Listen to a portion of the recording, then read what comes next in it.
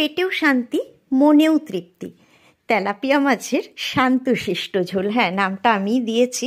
লাউ দিয়ে একটা পাতলা ঝোল, এটা কিন্তু খেয়েও যেমন তৃপ্তি হয় আর শরীরে কোনো গণ্ডগোলের কোনো লক্ষণ থাকবে না।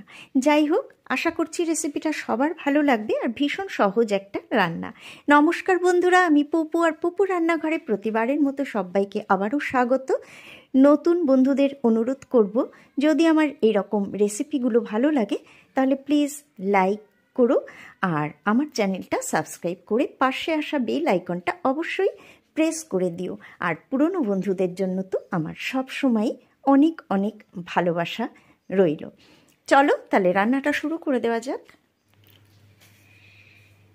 একটা বড় লাউ আছে, তো এই লাউটার কিছুটা অংশ আমি নিয়ে নেব এই ঝোলটা করার জন্য। তো এখান থেকে অল্প ছোট অংশটা আমি নিয়ে নিচ্ছি, আর বড় অংশটা পরে অন্য রান্না হয়ে যাবে। তো এটা খোসাটা আগে আমি ছাড়িয়ে নেব।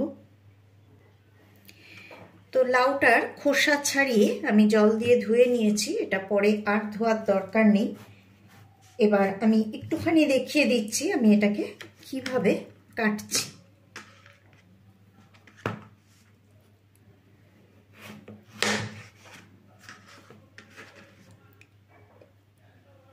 এইভাবে এবার এটাকে আমি একটু পাতলা পাতলা করে এইভাবে কেটে নেব। এটা কিন্তু আমি কুচাবো না, এইভাবে আমি এটাকে পুরোটাই কেটে নেব।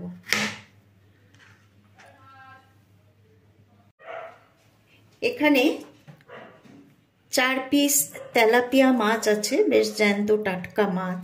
তো মাছটাকে আমি ভালো করে আগে ধুয়ে নিয়েছি। এখন আমি এর মধ্যে নুন আর হলুদ দিয়ে একটু মাখিয়ে রেখে দেব।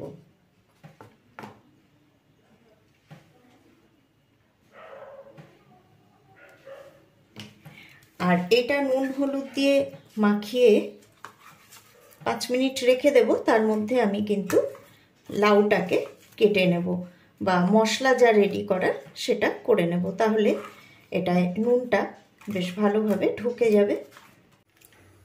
গ্যাসে কড়াই বসিয়ে দিয়ে দিচ্ছি সর্ষের তেল মাছটা ভাজার জন্য। তেলটা বেশ ভালো মতো গরম হয়ে গেছে। এখন আমি এর মধ্যে মাছ দিয়ে মাছ ভেজে নেব। আর কড়াইটা যেহেতু খুব বেশি বড় না, তাই আমি দুবারে মাছটা ভেজে নেব, দুটো দুটো করে।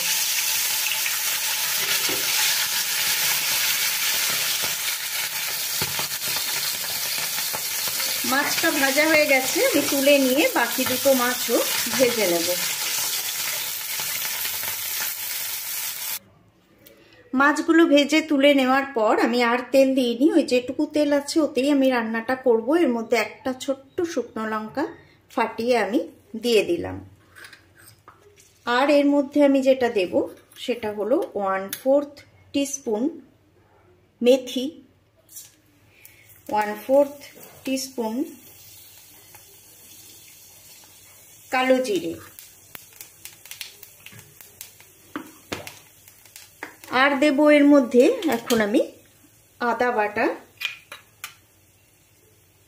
আমি এখানে 1 চা চামচ আদা বাটা দিয়ে দিলাম। দিয়ে দেব 1 চা চামচ জিরে গুঁড়ো। এবারে এর মধ্যে সামান্য একটুখানি জল আমি অ্যাড করে দিচ্ছি, মশলাটা একটুখানি নাড়িয়ে চাড়িয়ে ভেজে নেওয়ার জন্য।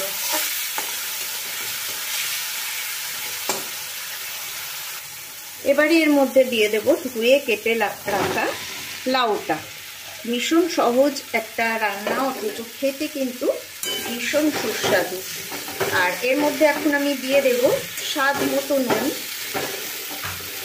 আর হলুদ।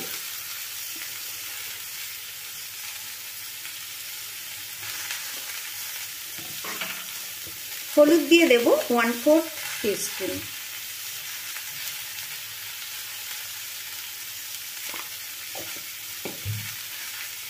এখন আমি লো ফ্লেমে এটাকে অল্প একটু নাড়াচাড়া করে নেব।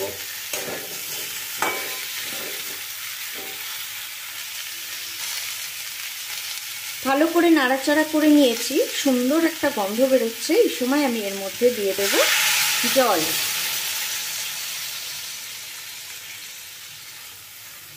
এটা কিন্তু একটু ঝোল ঝোল থাকবে, তাই জলটা বুঝে দেবে পরিমাণ মতো, যাতে লাউটাও সেদ্ধ হয় আর মাছেও জল অনেকটা টেনে নেয় মাছ দেওয়ার পর, তো সেই বুঝেই কিন্তু জলটা দিতে হবে। এবার আমি এটাকে ঢাকা দিয়ে দেব।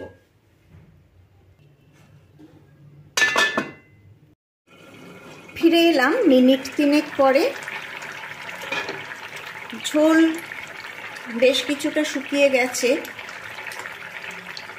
আর লাউ ভীষণ কচি, একদম সেদ্ধ হয়ে গেছে। এখন আমি এর মধ্যে দিয়ে দেব 2 চেরা কাঁচা লঙ্কা। আমি কিন্তু অন্য কোনো রকম বাটাবুটি মশলা দিইনি, একটা শুকনো লঙ্কা দিয়েছিলাম ফোড়নে, আর দিয়ে দিলাম 2 চেরা কাঁচা লঙ্কা। দিয়ে দিচ্ছি একটুখানি ধনেপাতা কুচি। আর এবার আমি এর মধ্যে ভেজে রাখা মাছগুলো দিয়ে দেব।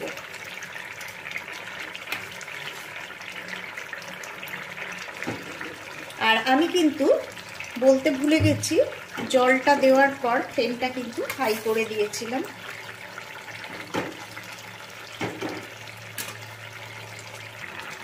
তো মাছ, লঙ্কা, ধনেপাতা সব দেওয়ার পর আমি কিন্তু ফ্লেমটা হাই করে আবারও ঢাকা দিয়ে দিলাম একদম 30 সেকেন্ডের জন্য। ফিরে এলাম 30 সেকেন্ড পর। রান্না একদম কমপ্লিট। দেখো ঝোলও রয়েছে, কারণ এটা কিন্তু একদম গামাখা হবে না, একটু ঝোল থাকবে এটা। তো এখন আমি গ্যাসটা অফ করে দেব আর এটা ঢাকা দিয়ে রাখবো, তারপরেই পরিবেশন করে দেখিয়ে দিচ্ছি। বন্ধুরা, রেসিপিটা কেমন লাগলো আমাকে অবশ্যই কমেন্ট বক্সে কমেন্ট করে জানিও। আজকে এই পর্যন্তই, বিদায় নিচ্ছি। আবারও ফিরে আসবো পরের পর্বে এরকমই সুন্দর কোনো রেসিপি নিয়ে। সবাই ভালো থেকো, সুস্থ থেকো, সাথে থেকো।